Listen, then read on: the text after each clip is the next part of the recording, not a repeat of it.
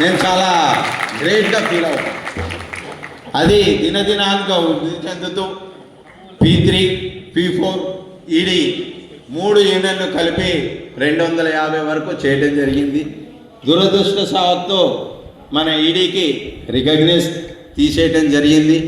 అయినా కానీ మేము స్టార్టింగ్లో వచ్చినప్పుడు FNPO, NFPOలు మమ్మల్ని ఎంత టార్చర్ పెట్టారంటే అసలు మాకు తిన్న తిండి కూడా మాకు వంట పట్టేది కాదు. అంత కష్టాల్లో నుంచి ఈ అన్నిటికీ అప్పుడు మాకు జఫర్ భాయ్ ఉండే.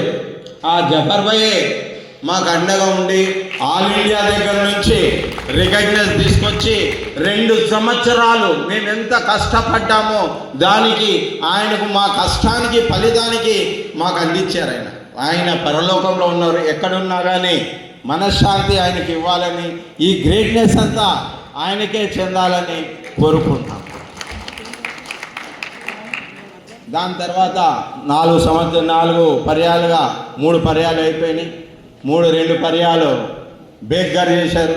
3వ పర్యంగా మన లక్ష్మీనారాయణ గారు చేశారు. ఇంతవరకు నేను అనుకుంటున్నాను 100% దిగ్జయంగా మేము సాధించామని అనుకుంటున్నాను. ఇక ముందు రాబోయే వాళ్ళు కూడా మాకన్నా ఎక్కువ కష్టపడి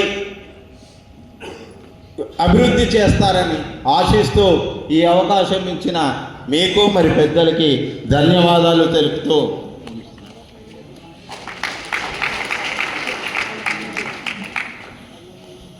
ధన్యవాదాలు వెంకటేష్ గారు.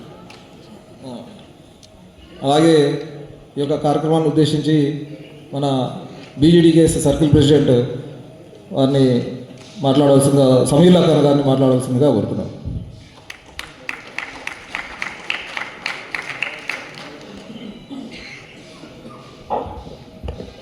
Respected all India general secretary साहब और मेरे सेक्रेटरी, सर्कल सेक्रेटरी साहब और मेरे साथियों, आज हमारा सर्कल कॉन्फ्रेंस आ चुका है। भारतीय मजदूर संघ